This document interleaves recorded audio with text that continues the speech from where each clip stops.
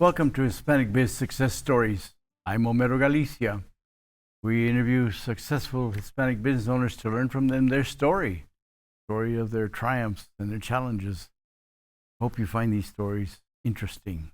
Thank you for joining. Today we have a very special guest, Mr. Ramiro Cordova, President of PCS Connect. Thank you, Mr. Cordova, for being with us. I appreciate that. Thank you, Ramiro. My pleasure.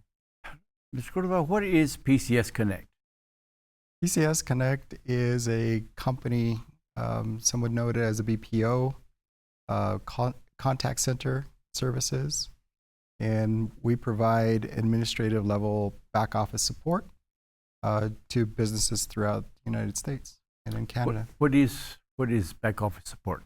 So back office support could be administrative tasks. It could be things as simple as answering phones for businesses. We could be a virtual assistant. We could do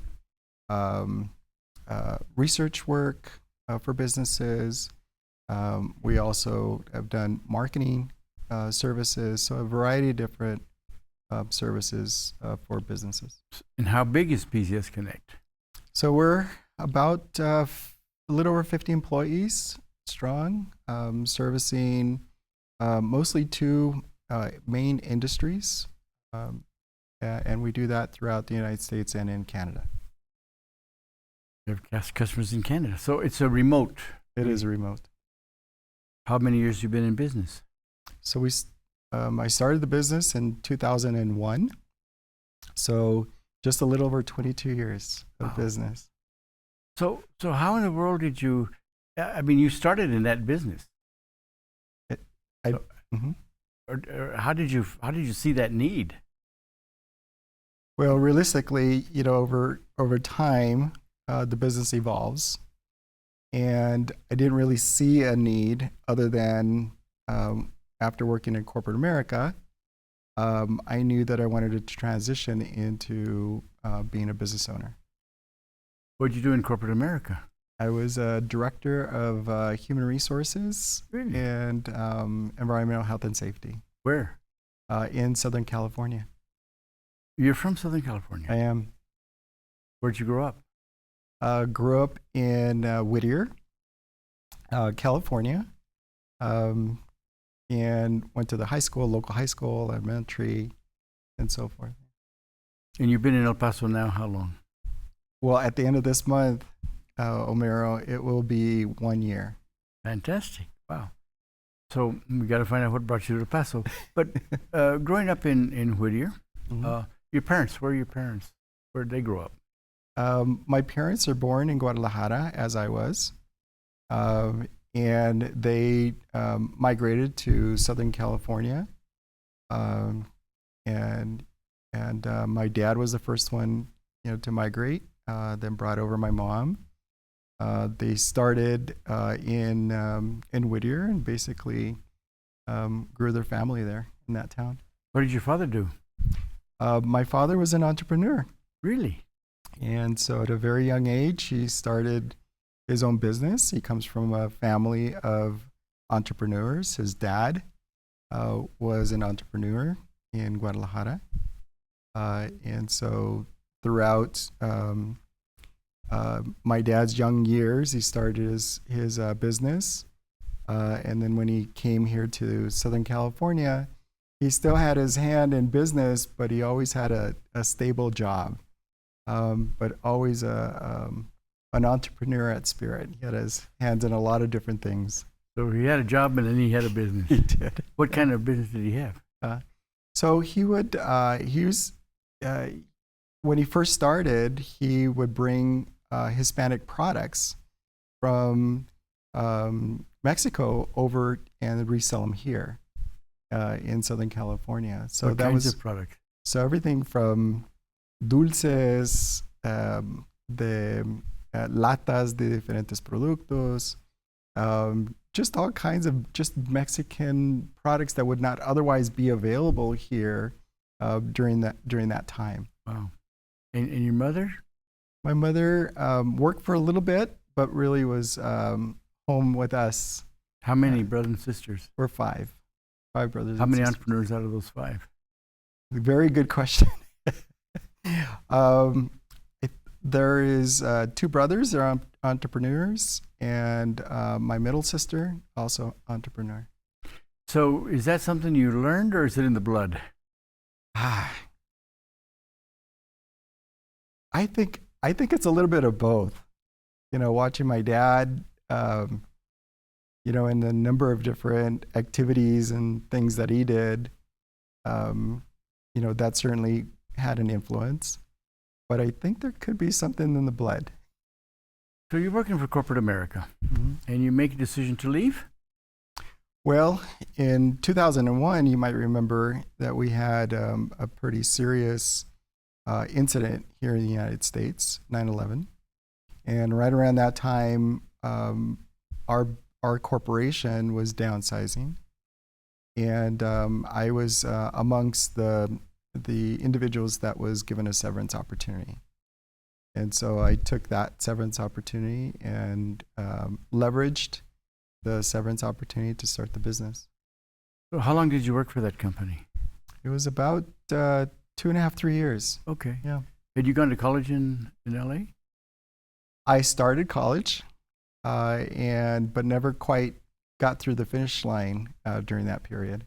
But you got into doing HR work, I human did. resources Yeah, work. yeah. I was hired as a director of HR and environmental health and safety with that company. Director. So you already had experience. I had experience going into that last corporate job. Wow. That's right. So when you had the severance package, what went through your mind? What'd you do? Well, it was a scary time, right? Because I'd never been unemployed. And so the whole idea of knowing that you were unemployed, you had a young family, right? Just starting family was kind of nerve-wracking. But thank God, I had a severance opportunity and I had a little bit of runway with income and benefits during that time. So what'd you do? What'd you do next? So, leading up to that decision, I'd already had some mentors. There was a gentleman who I'd been mentoring with who was an HR consultant and was asking lots of questions around consulting. And he began to give me some advice as to how to start. And about a month after I was let go from that business, he contacted me and said, "Hey, I have your first gig." And so I started with a small company, a consulting company, and I was the junior of, I think there were 12 senior consultants, and I call that the Consulting University 101, essentially. And that's where I started picking up a lot of the ins and outs of the consulting world. Consulting businesses. Consulting businesses in human resources. Okay. And you did that and that was a job that you had? No, that was immediately following the separation from my company. So I'd started the consulting company. Okay. Right. And I'd already started working for another consulting business where I was a junior, where I was learning to become a consultant. But you were doing that as your own business? As our own business, yeah. And how long did you do that? So that took me 9 months. Mm-hmm. And was working for this small business, and I asked a lot of questions, and I wrote down some really great ideas, put together a business plan based on all of the individual talents that were there and their knowledge base. They were really, really helpful throughout that process. How'd you know about writing a business plan? Well, I asked, like I said, I was the junior in that consulting firm. So I was, I was fresh out of a corporate job, and they were asked, and I was basically asking lots of questions about how they began their business and asking them about how they would start a business. And then I'd inquire about putting together a business plan. And so your goal was always to have your own business? I don't know that it was always my goal. Right? I think the circumstances were such that it led me to this opportunity. But you didn't go seek another corporate job. You said, I'm going to start a business. No, I started the business. That's right. That's risky. That was risky. That was a lot of dare. Yeah. So you did that consulting. You started growing that? So we did, yeah. I started growing that business, like the typical entrepreneur, just hustling and going out to network and building rapport and building relationships and, just trying to make my way and trying to figure out, how to best position the proposition. So you started doing this consulting work, Mm-hmm. and how long did you do that as your own business? Well, I never looked back. When I started with this small consulting firm, that was the beginning of my business, really. And it grew and morphed? It grew, morphed over time. Where then I started meeting other individuals who really helped to leverage who I am today and what the business is today. So how do you learn to run a business? How do you learn how to build a business? Well, I'll tell you, great mentors. There's a couple of individuals in particular. I met a business coach by the name of Ruben Estrada. And Ruben was my business coach for just about 5 years. And through his mentoring and the number of different ways that he educated me, he was a big influence on our business.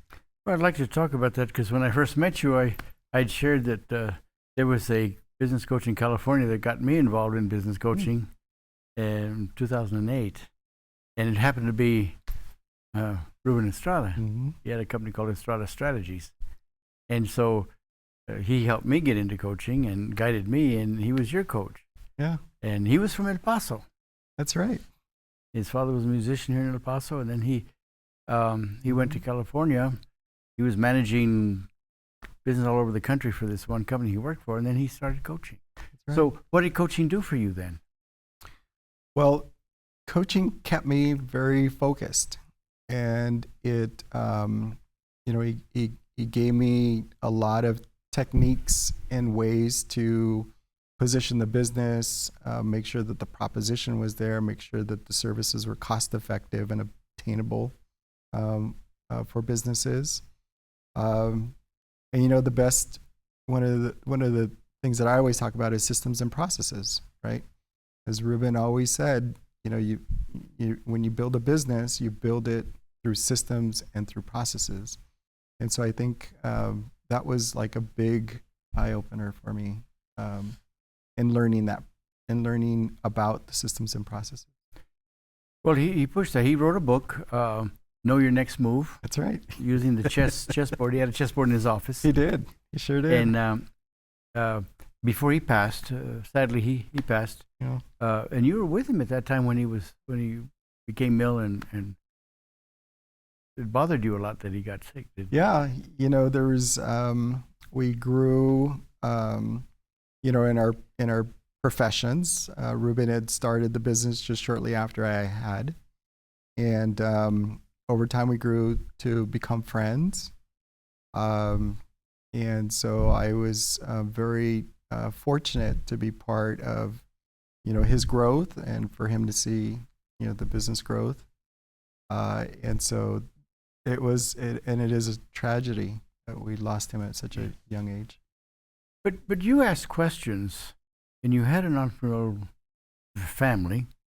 But there's something that here, if anybody knows how to build a business, I guess you would. But you went and found a coach. That's pretty wise, but not everybody does that. Yeah, that's right. Not everyone, understands the value of a coach, right? So many of us start off with this concept of owning our own business and getting into business to make money, right? Yeah. For that ultimate dream. But really the coach, from my vantage point, that was the best investment in time and in money. And he was a great mentor, and he kept accountability. And really a business coach does that.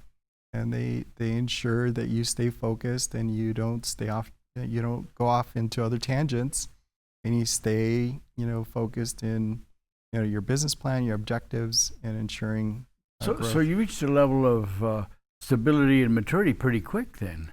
Oh no, it took me a while. Really? Yeah, I struggled. I pushed against the even Ruben's mentorship at times where I thought I understood it. What kind of struggles? Like every other business, the struggle of gaining new business, the financial struggles, you're in one project, you're out of another project, and just trying to figure out how do you establish the stability of that business, and it was a struggle. So what brought you to El Paso? Well, my wife is from El Paso. She actually was born and raised in Juarez. And so we had visited El Paso 2 or 3 times a year. My youngest son, Manuel, it was time for him to go to college. And so we made a decision that the best place for him was to be here in El Paso. And so he started at UTIP. Shortly thereafter, we thought we would come out and visit Manuel to see how he's doing. And I just fell in love.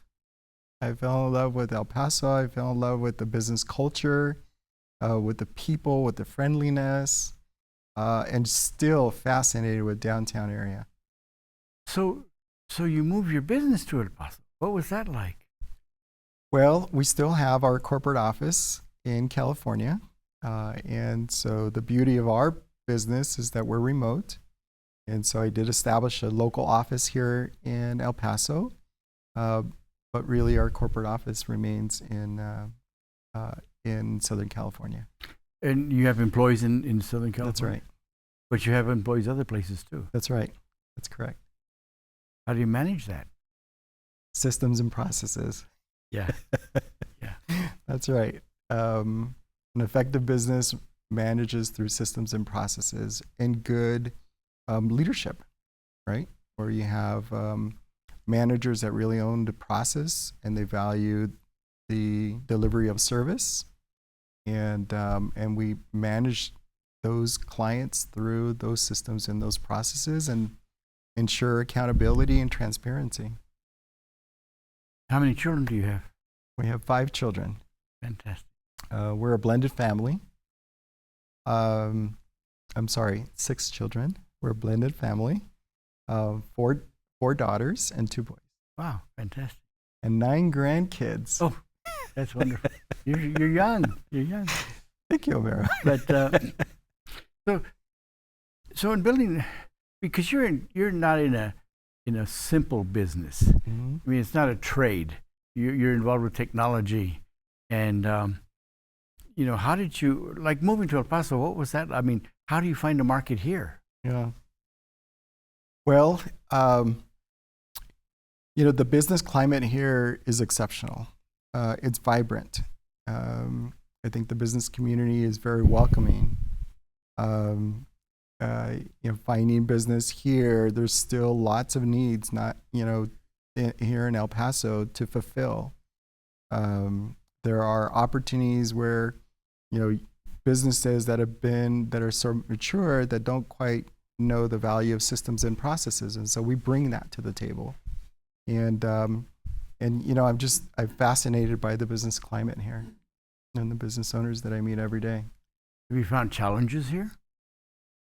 I have. Every market is a little different, and this is the first time that I venture off of what I know our market to be. And here, the business climate is a little bit slower to move. They're not as quickly to make decisions. There's more sensitivity to pricing here. The relationship really matters here. The entrepreneur and the business owner here values that you're local, and they value that you're here. And so, from the perspective of new business development and growing the business, it's a little bit slower. And how are you adjusting to that? I think I'm adjusting well.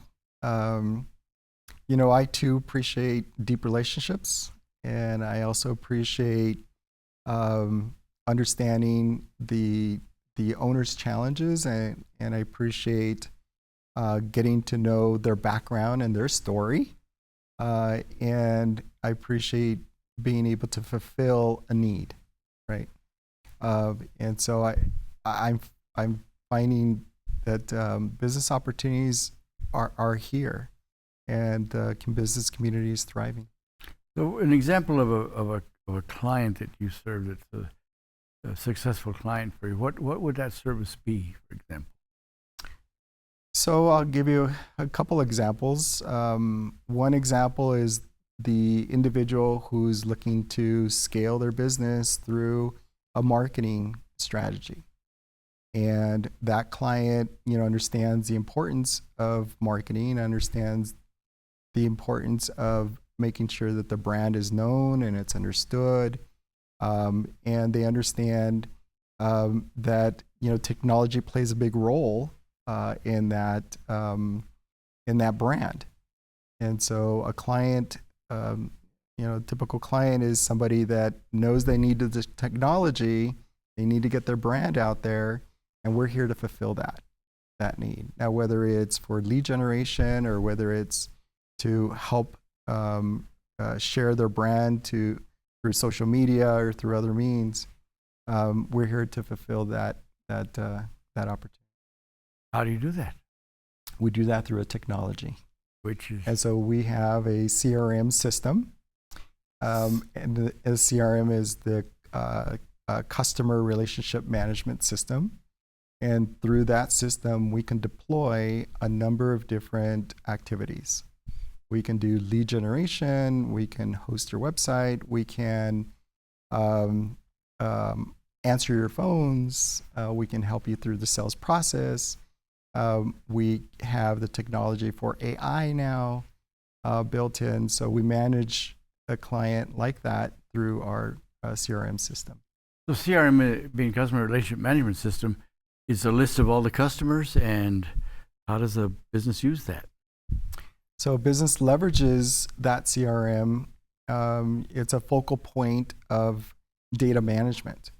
So customers would use their client list to then resell to that client list, as an example, through messaging, right? And through communications and through making sure that you're bringing value back to that client. From a lead generation perspective, they're using a CRM to connect with new prospective clients. And in some cases, that's through the social media platforms or through a simple messaging campaign, and so forth. So who are ideal kinds of clients for that kind of service? So insurance industry is a big opportunity, professional services, and that could be the chiropractor, that could be the dentist. Those are great, industries for us to How did you see the need for that? Well, again, there is a need to continue to grow a business brand and to ensure that we are connected to our clients and to our prospective clients. Today's technology is the AI technology. There are companies today that are leveraging this AI technology to make simple transactions. And we'll take the banking industry, for example.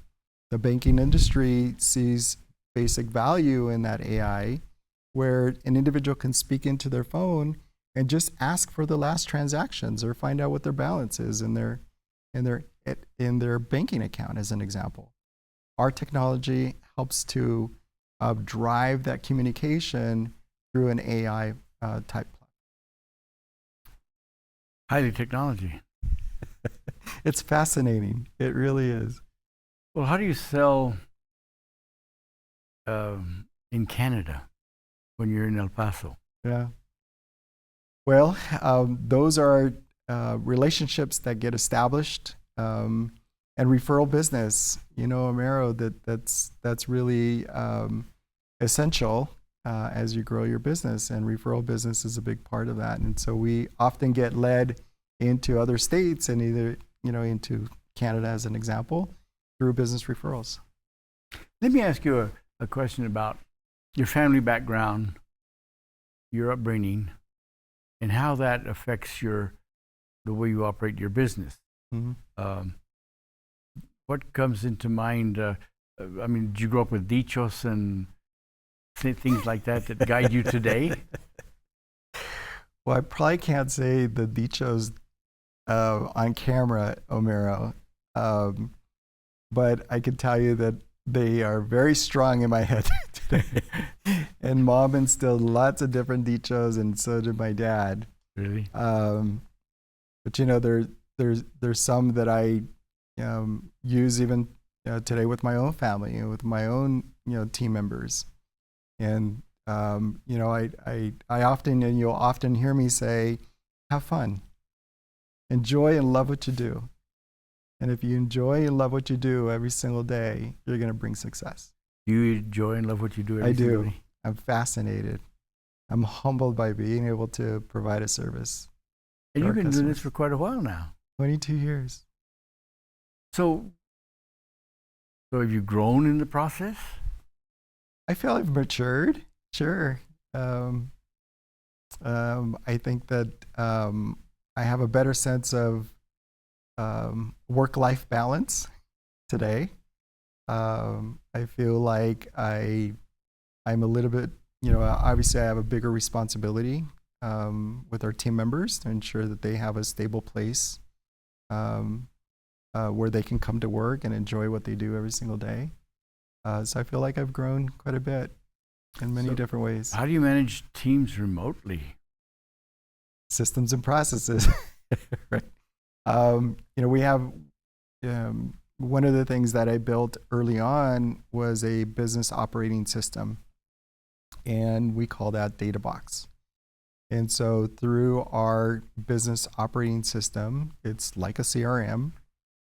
We can manage, hundreds of clients and their service and their projects and their tasks through that system. And we all communicate through that system, and we report into that system, and we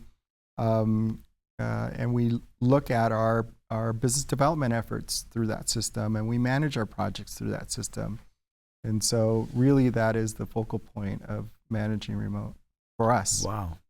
You have 50 employees across all over, right? Yeah, that's right. What is PCS Connect again? So PCS Connect is a BPO company. We are a contact center that provides administrative level back office support to businesses. Why does a business need back office support? Well, oftentimes there are tasks that can be outsourced to organizations like us. And they're usually a administrative back office support. Sometimes companies get overwhelmed with either new business and they need additional support from a back office perspective, and we're there to fulfill that need. So that's highly technological. Highly technological? It's technology, right? It is technology. Yeah. But your background is human resources. Yeah, that's right. I grew to love the technology, and I grew to love systems and processes. And I understood that early on, that in order to scale your business, stabilize your business, you really needed to leverage the technology. So what do you mean by systems and processes? So a system, when I describe a system, I describe it like an operating system. And you can, if you think about the QuickBooks of the world, or if you think about a typical customer relationship management system that holds customer information, that then you can manage the customer information throughout the life cycle of that client. That's what I mean by a system. Well, you developed a business did you develop the technology yourself, or did you have people help you with that? No, I had people help me with that. When we ventured off into building our own system, we hired some really talented individuals that helped to design the system that we have and that we leverage today. So you manage 50 people by system. Correct. How do you do that? Yeah. So again, going back to the system, this is a database where we manage our client project, where we manage any work, we call them tasks that are associated to delivering that service, where we manage our billable time, where we manage our output, where we can maintain communications with that client through the email platform that it has. So that's basically our system in which we use to leverage and deliver our services. So you built this business, and you had the benefit of being coached by our common friend Ruben Salazar, Estrada, Mm-hmm. and you moved to El Paso, managing 50 people in the U.S. and in other countries, Mm-hmm. remotely, And you're making sales here. You're breaking into a market here in El Paso. So as an entrepreneur, you started the business, you developed the processes and procedures, Mm-hmm. and put them into a software kind of technology, right? Mm-hmm. And you manage your business by that same product. That's right. How do you do that? You surround yourself with some really talented individuals who support, our CRM, our technology, who love what they do every single day, that they understand that we have to be fully committed to the delivery of the service. And we do that through making sure we're transparent about the work that we do every day, and then meeting with our teams, right? And holding our teams accountable to one another and to making sure that we are fulfilling the need for that client. And we do that by looking at our dashboards. We call them, we've got a number of different dashboards within our system. We know exactly how many projects we're managing. We know exactly how many tasks need to be done for that given day. We know exactly who our prospects are using our dashboard. So we're managing through our CRM system. Wow. So what is your role as what are you, owner, president? I'm the president. That's right. How do you run all of that? Yeah. Good organization is another key, I think.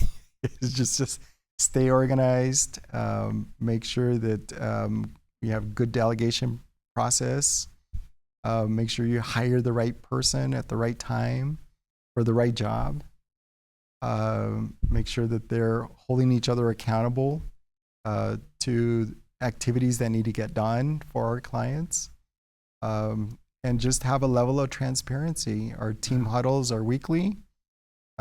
We are reviewing a number of different data points to make sure that we're on task with our commitments to our clients. So have you made big mistakes? Yes, they've been quite significant. Can you share mistake. I think the biggest mistake is, when you think that the business is stable enough, and that you start to invest in other technologies too fast, you can get yourself in financial trouble really quick. And so I've made a number of those mistakes where I'm trying to pivot into a different investment for the business, and I've gone too fast. And I've made some financial decisions that probably weren't That's an so successful. That's an entrepreneurial dilemma, right? You want to move, you see something, you make it happen, and you're spending, and then you find it. That's right. That's you're right. moving too fast. You're moving too fast. So has that been your trademark? You move too fast? Well, not so much. Okay. My wife is a really great partner. She really understands numbers much more than I do.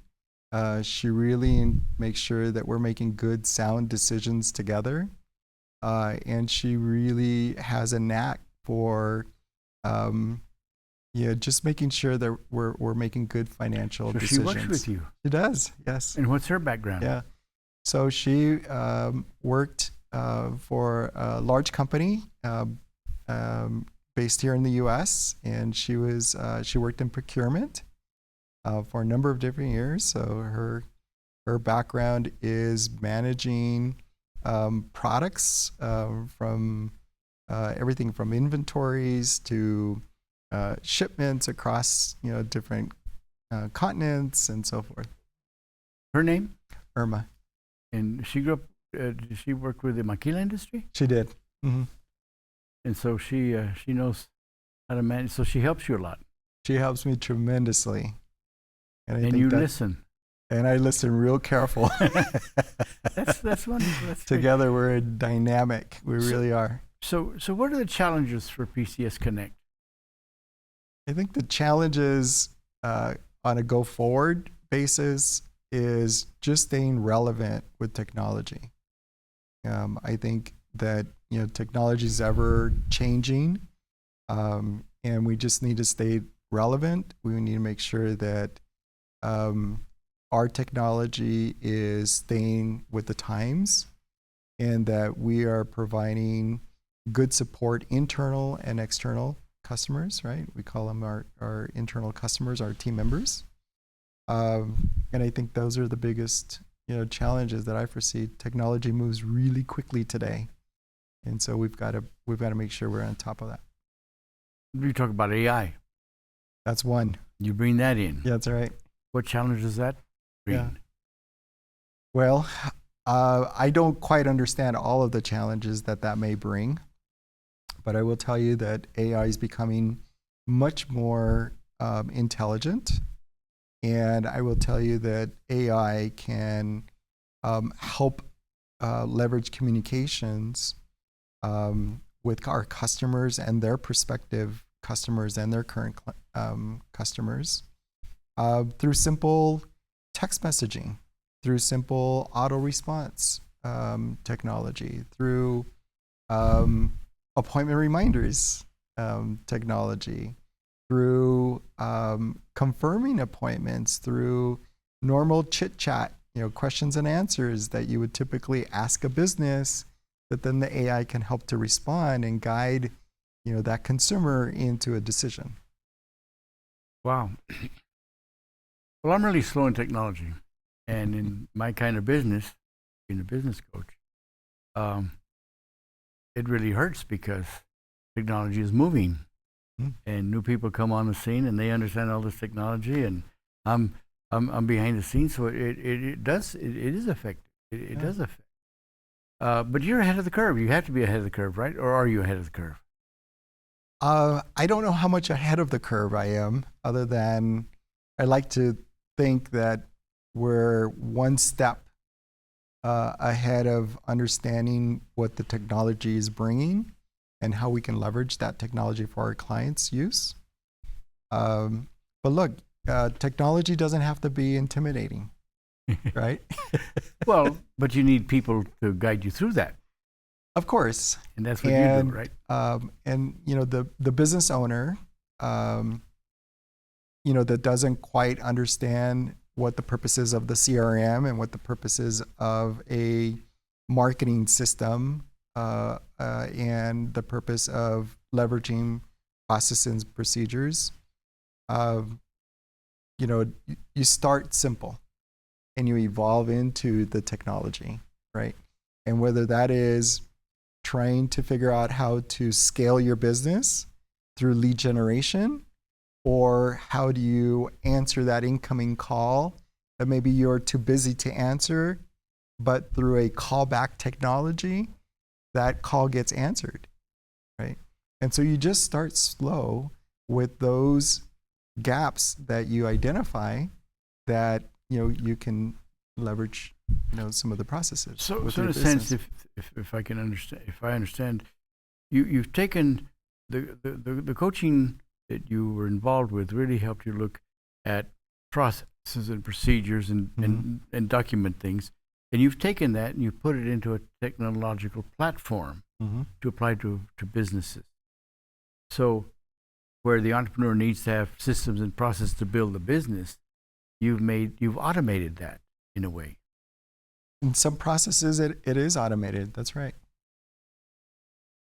And how in the world did you see that need? Well, part of it was an internal need, right? Our internal needs to scale the business led me to understanding and appreciating what technologies there are out there so that we can continue to grow our business and scale our business. And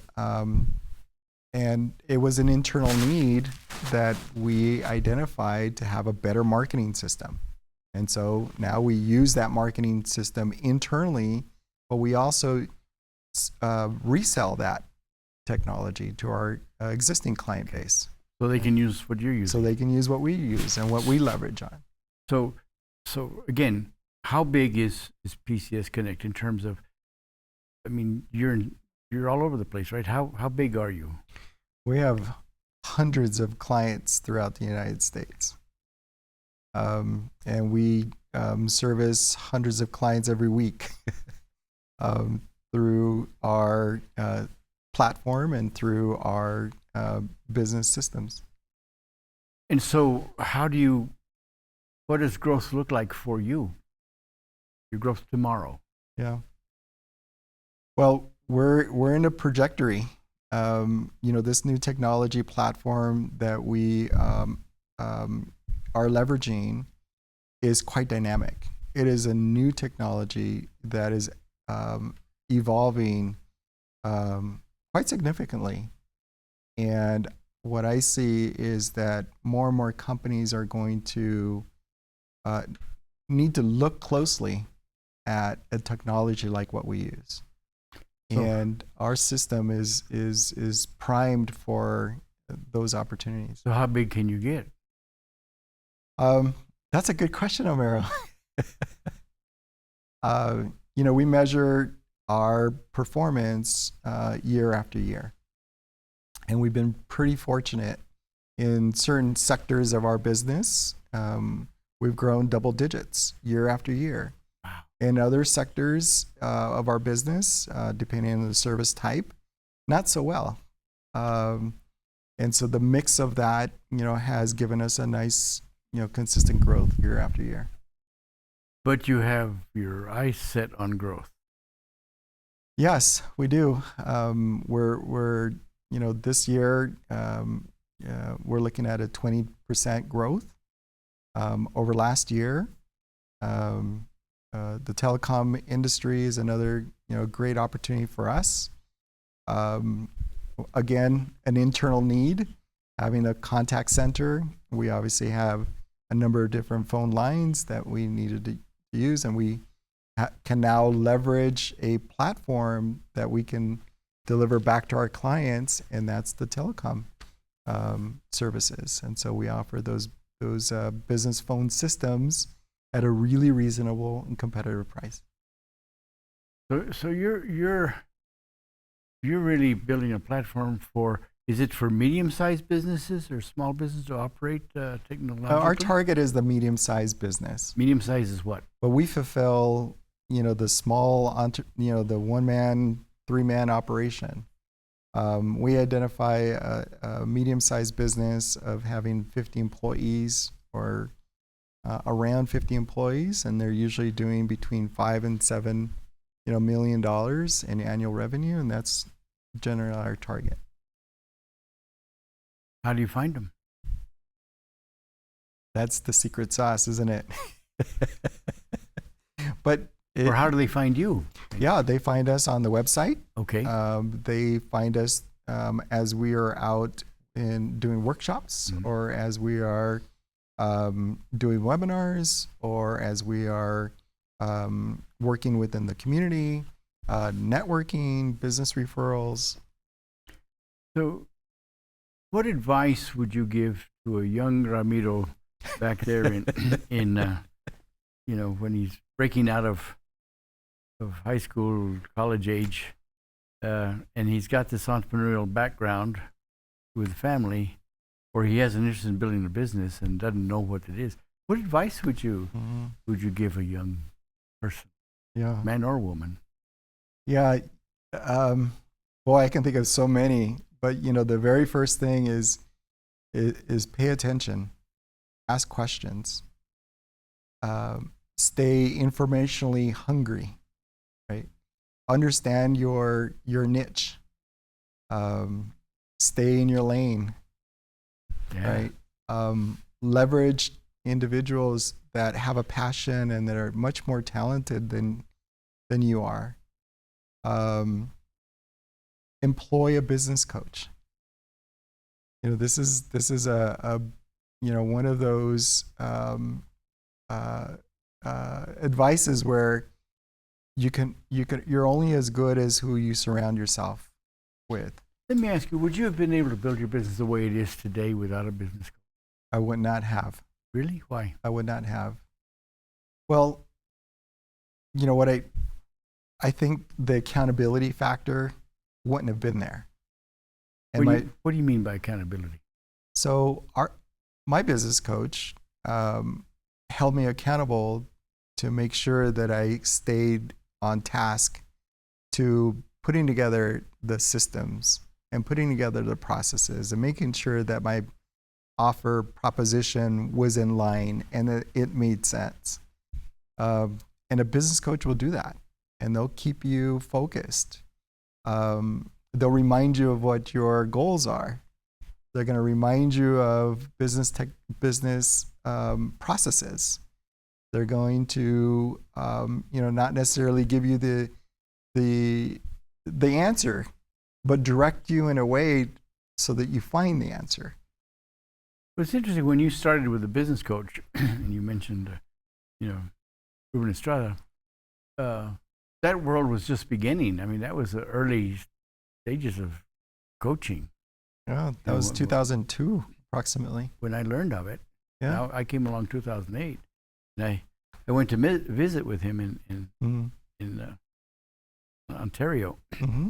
Right. and that's where you were living. That's where we were living. Yeah.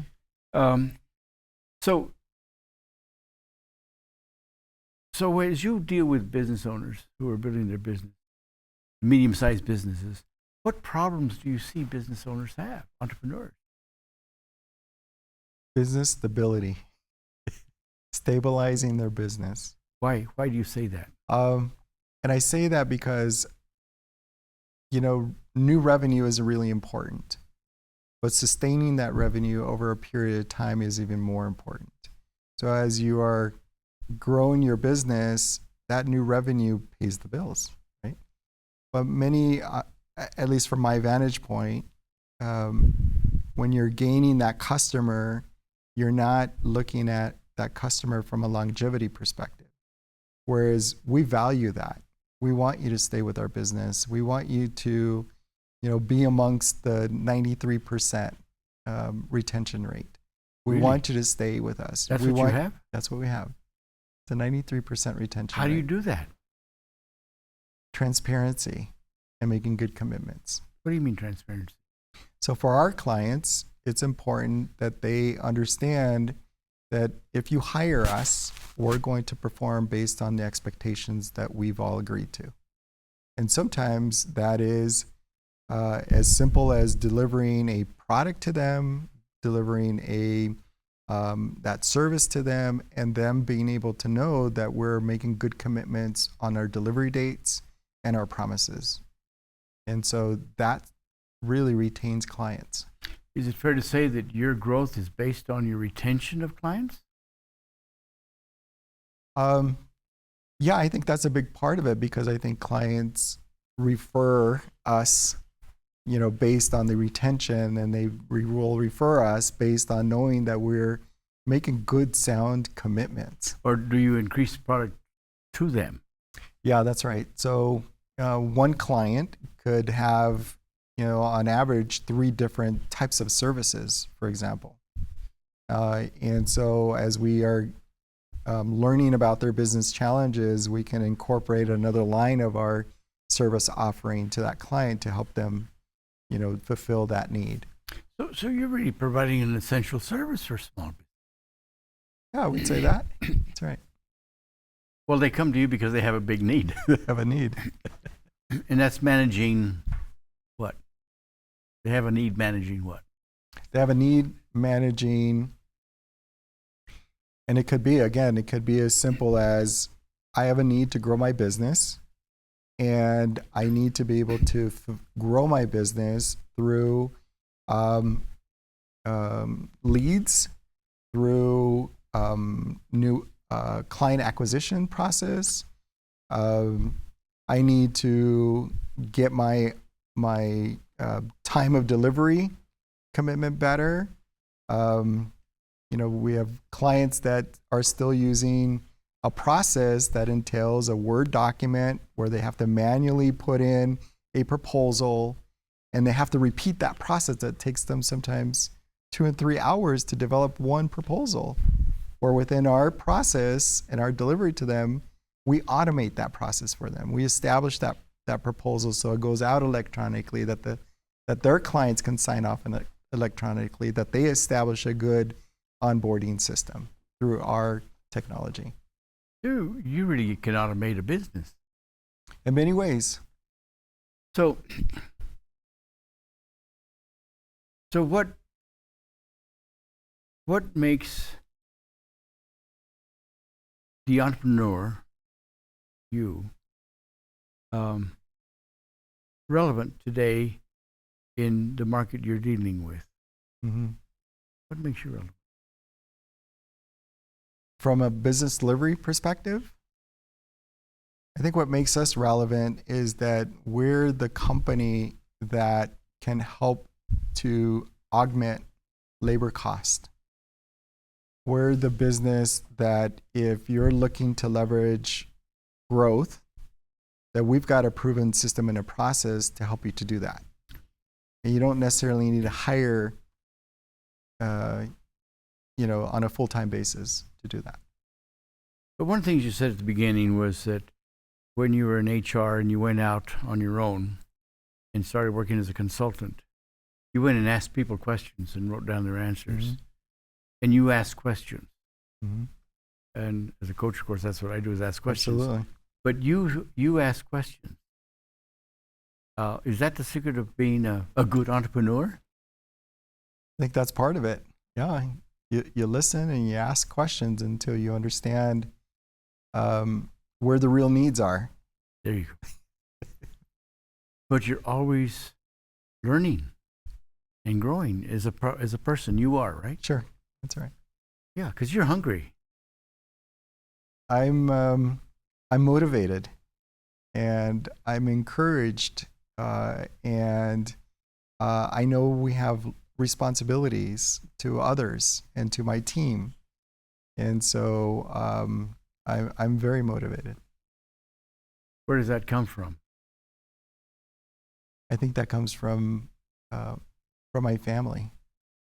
I think that's that's the motivation that I saw my dad, right, as he was going through his career and through his entrepreneur experiences, and he was just highly responsible, highly motivated, and thank goodness he instilled that in me.